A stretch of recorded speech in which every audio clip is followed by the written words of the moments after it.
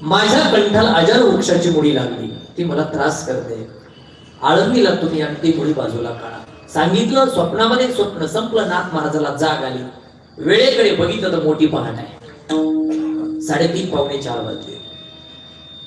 3:30 पावणे 4 वाजता नाथ महाराज स्नान करण्यासाठी गोदावरीच्या दिशेने चालले. लक्षात ठेवा, शास्त्र सांगते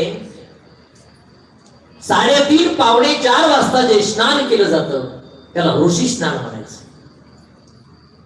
5 5:30 ला जे स्नान केलं जातं त्याला ब्रह्म स्नान म्हणायचं.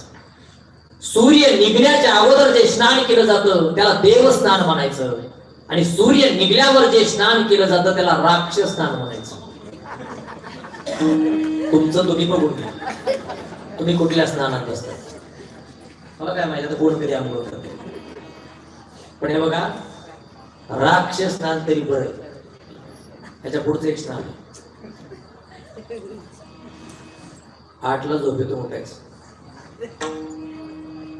कोलगेट ब्रश 8 सव्वा 8ला कसं तरी तोंड हिसळायचं. 8:30ला चहा पाव बिस्किट टोस्ट खाली.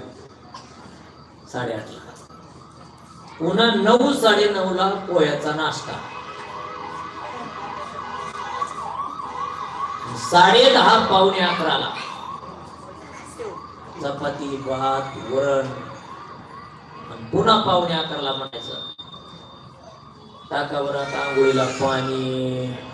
ही महाराक्षस नाही, महाराक्षस म्हणजे आंघोळ एक तर सूर्य निघल्याच्या नंतर उठायचं आणि आंघोळ न करता काही खायचं प्यायचं महाराक्षस स्नान आहे. शास्त्र सांगते एक सूर्योदयापूर्वी उठलं पाहिजे आणि स्नान करून काहीतरी देवाचं पूजन केल्याशिवाय पाणी सुद्धा घ्यायचं असते. असा नियम. जे पाळतात त्यांना धन्यवाद, जे पाळीत नाही डबल धन्यवाद. आपल्याला काय करायचं बघा तुमचं तुम्ही ऐका. नाथ महाराज स्नान करण्यासाठी मोठ्या पाटे गोदावरीच्या दिशेने चालले. मोठ्या पाटे कसा ठिकाणी पाहिलं.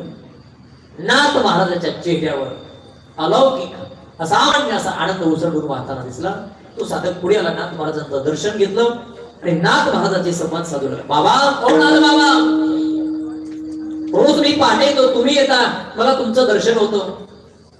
रोजही तुमच्या चेहऱ्यावर आनंद असतो बाबा, पण आजचा आनंद काही अलौकिक आहे, असामान्य. सांगा बाबा, आजचा जो आनंद चेहऱ्यावर ओसंडून वाहताय या आनंदाचं कारण काय? पण नाथ महाराज त्याला सांगतात बाबा त्याला कारण आहे.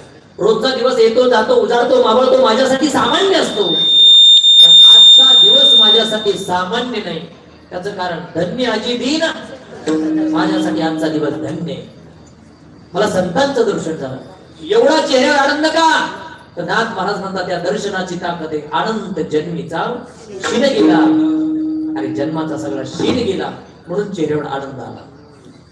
नाथ महाराजांना विचारलं त्या साधकाने, ओ बाबा तुम्हाला संतांचं दर्शन झालं, आनंद जन्माचा शीन गेला, त्या दर्शनाचं सामर्थ्य आमच्यासारख्या सामान्य जीवाला संतांचं दर्शन होणं सहजासहजी शक्य नाही. बहु अवघड आहे संत, सहजासहजी शक्य हो, सहजासहजी दर्शन होणं शक्य नाही.